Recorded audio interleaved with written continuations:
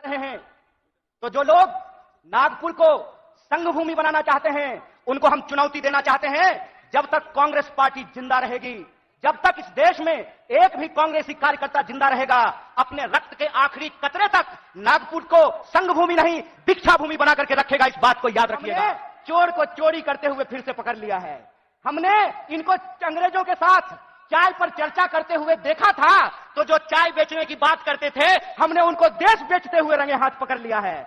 और जब हमने उनको देश को रंगे हाथ बेचते हुए पकड़ लिया है, तो पॉकेटमार को जब पकड़ लीजिएगा तो वो चोर चोर चिल्लाने लगे हैं। हम बोलते रहेंगे रघुपति राघव राजा राम, पतित पावन सीताराम, ईश्वर अल्लाह तेरो नाम, सबको सन्मति दे भगवान। हम यह तराना गाता रहेंगे। इस बात हमारी रगों में उन पूर्वजों का खून बहता है जिन्होंने इस देश को अंग्रेजों की 200 साल की गुलामी से आजादी दिलाई थी।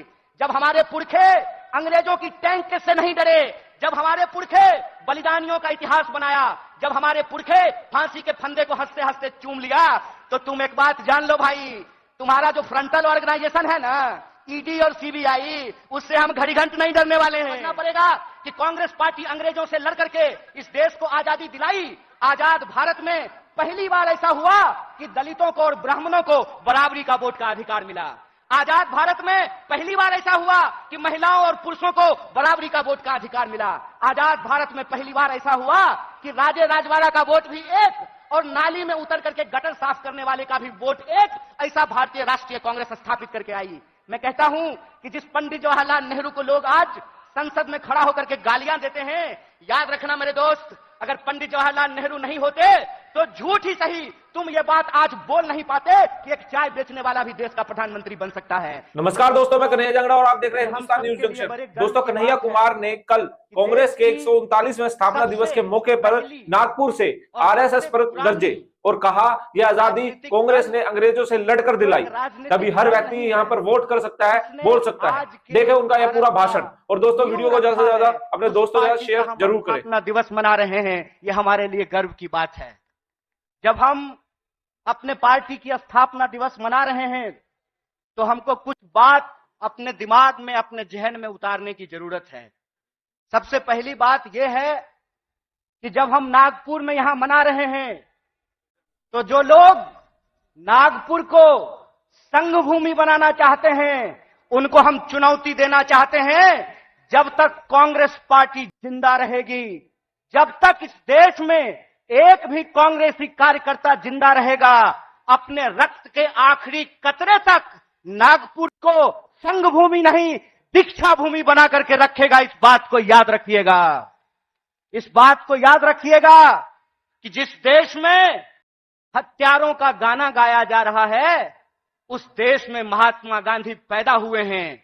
और महात्मा गांधी ने जिस पार्टी को बनाया है, जब तक वो पार्टी जिंदा रहेगी, तब तक आप इंसान को इंसान से नहीं लड़ा सकते हैं। हम बोलते रहेंगे रघुपति राघव राजा राम, पतित पावन सीताराम, ईश्वर अल्लाह तेरो नाम, सबको सन्मति दे भगवान। हम यह तराना गाता रहेंगे। इस बात को याद रखिएगा। और जब आज हम पूरे देश को यह संदेश देना चाहते हैं भारतीय राष्ट्रीय कांग्रेस की तरफ से कि है तैयार हम, तो किस बात के लिए तैयार हैं हम तैयार हैं इस देश के संविधान की रक्षा करने के लिए। आप तैयार हैं कि नहीं है? इतनी जोर से आवाज लगाइए, यह आवाज नागपुर से दिल्ली तक पहुंचनी चाहिए। आप तैयार हैं कि नहीं है? हम तैयार हैं इस देश की जमहूरियत को बचाए रखने के लिए। हम तैयार हैं इस देश में कमर तोड़ महंगाई को समाप्त करने के लिए। हम तैयार हैं इस देश के नौजवानों को रोजगार मुहैया कराने के लिए। हम तैयार हैं महिलाओं के ऊपर होने वाले अत्याचार को समाप्त करने के लिए। हम तैयार हैं आजाद देश में आजादी की रक्षा के लिए। हम तैयार हैं, यह हमारा संकल्प है। और जब हम इस संकल्प को दोहरा रहे हैं, तो एक चुनौती भी हम लोगों को समझना पड़ेगा भाइयों। चुनौती यह है कि आप में से बहुत सारे लोगों को एक अनुभव हुआ होगा कि जब आप किसी पॉकेटमार को ट्रेन में पॉकेटमारी करते हुए पकड़ लेंगे, तो पॉकेटमार इतना चालाक होता है कि वही जोर से चोर चोर चिल्लाना शुरू कर देता है। बोलिए, होता है कि नहीं होता है? आज हमारे साथ इस देश की सबसे पुरानी पार्टी, इस देश को आजादी दिलाने वाली पार्टी महात्मा गांधी की पार्टी, पंडित जवाहरलाल नेहरू, सुभाष चंद्र बोस, मौलाना अबुल कलाम आजाद, सरदार वल्लभ भाई पटेल, एनी बेसेंट, सरोजिनी नायडू की पार्टी के साथ भी यही हो रहा है कि हमने चोर को चोरी करते हुए फिर से पकड़ लिया है। हमने इनको अंग्रेजों के साथ चाय पर चर्चा करते हुए देखा था कि जो चाय बेचने की बात करते थे, हमने उनको देश बेचते हुए रंगे हाथ पकड़ लिया है। और जब हमने उनको देश को रंगे हाथ बेचते हुए पकड़ लिया है, तो पॉकेटमार को जब पकड़ लीजिएगा तो वो चोर चोर चिल्लाने लगेगा। वो कहते हैं कि कांग्रेस इस देश में भ्रष्टाचार लेकर के आई। एक सवाल हम पूछना चाहते हैं, आज आप कांग्रेस के नेताओं के घर पे ईडी भेजते हैं। परसों जया शाह के पिताजी से वही कांग्रेस का नेता अगर फोन पे सेटिंग कर ले तो वो ईडी जो है अपना रास्ता कैसे भूल जाती है, वो पता कैसे भूल जाती है। इसका मतलब ये है कि जो पार्टी देश की पार्टी है, उस पार्टी को देश के आम लोगों के नजर में बदनाम किया गया है। और देश के आम लोगों के नजर में इसलिए बदनाम किया गया है कि अगर आप कांग्रेस के प्रति अपनी भावना छोड़ देंगे तो देश में कोई आपकी बात करने वाला नहीं रहेगा। इस बात को याद रखिएगा।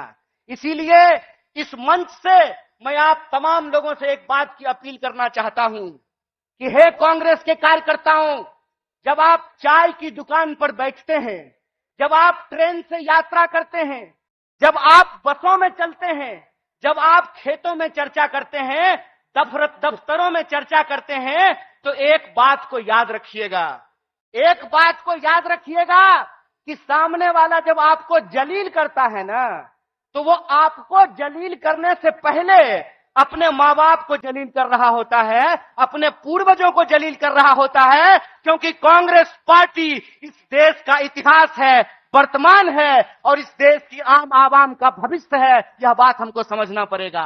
हमको समझना पड़ेगा कि कांग्रेस पार्टी अंग्रेजों से लड़ करके इस देश को आजादी दिलाई। आजाद भारत में पहली बार ऐसा हुआ कि दलितों को और ब्राह्मणों को बराबरी का वोट का अधिकार मिला। आजाद भारत में पहली बार ऐसा हुआ कि महिलाओं और पुरुषों को बराबरी का वोट का अधिकार मिला। आजाद भारत में पहली बार ऐसा हुआ कि राजे राजवाड़ा का वोट भी एक और नाली में उतर करके गटर साफ करने वाले का भी वोट एक, ऐसा भारतीय राष्ट्रीय कांग्रेस स्थापित करके आई। मैं कहता हूं कि जिस पंडित जवाहरलाल नेहरू को लोग आज संसद में खड़ा होकर के गालियां देते हैं, याद रखना मेरे दोस्त, अगर पंडित जवाहरलाल नेहरू नहीं होते तो झूठ ही सही तुम ये बात आज बोल नहीं पाते कि एक चाय बेचने वाला भी देश का प्रधानमंत्री बन सकता है। कांग्रेस का इतिहास ये है कि हम इस देश की आम आवाम के लिए लड़े थे, लड़े हैं और लड़ेंगे। इसीलिए माननीय मल्लिकार्जुन खड़गे साहब अपने 50 साल के राजनीतिक इतिहास में एक कांग्रेस के आम कार्यकर्ता से भारतीय राष्ट्रीय कांग्रेस के राष्ट्रीय अध्यक्ष बने हैं। यह है कांग्रेस पार्टी का लोकतांत्रिक इतिहास, यह है इस देश का इतिहास।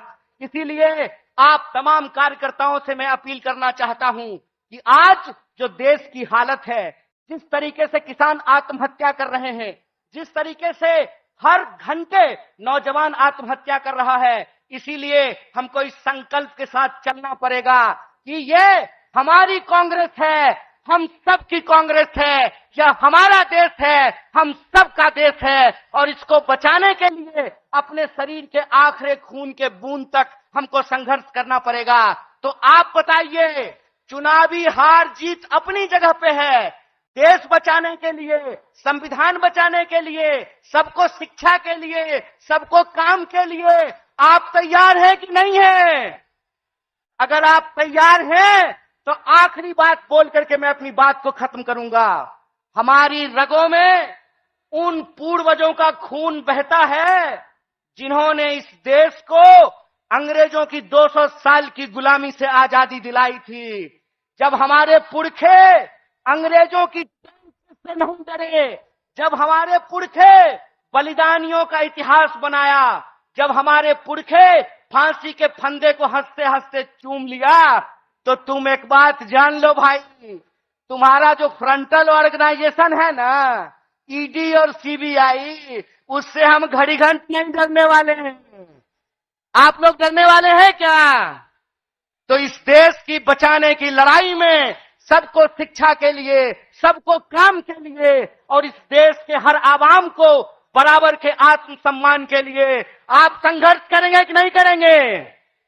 अगर हम पूरी तरह से संघर्ष करेंगे तो आखिरी अपील के साथ, आखिरी बात के साथ अपनी बात खत्म करता हूं कि कहते हैं कि कैसे आकाश में सुराख नहीं हो सकता, एक पत्थर तो तबीयत से उछालो यारो। अगर कांग्रेस का एक एक कार्यकर्ता आज भी गांधी को अपने दिलों में बसा करके सड़कों पे निकल जाए तो इनको हम सिर्फ हराएंगे नहीं बल्कि एक नए भारत के सपने का निर्माण करेंगे। इन्हीं शब्दों के साथ एक बार पुनः अपने पूरे नेतृत्व को धन्यवाद अदा करते हुए और हमारे नेता मुकुल जी को धन्यवाद अदा करते हुए आप सबका धन्यवाद अदा करते हुए अपनी बात को खत्म करूंगा।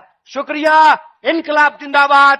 जय हिंद, जय भारत। पेज को फॉलो करना ना भूलें। अगर आप YouTube चैनल पर देख रहे हैं तो चैनल को सब्सक्राइब जरूर करें। धन्यवाद। फिर मिलेंगे एक नई वीडियो के साथ।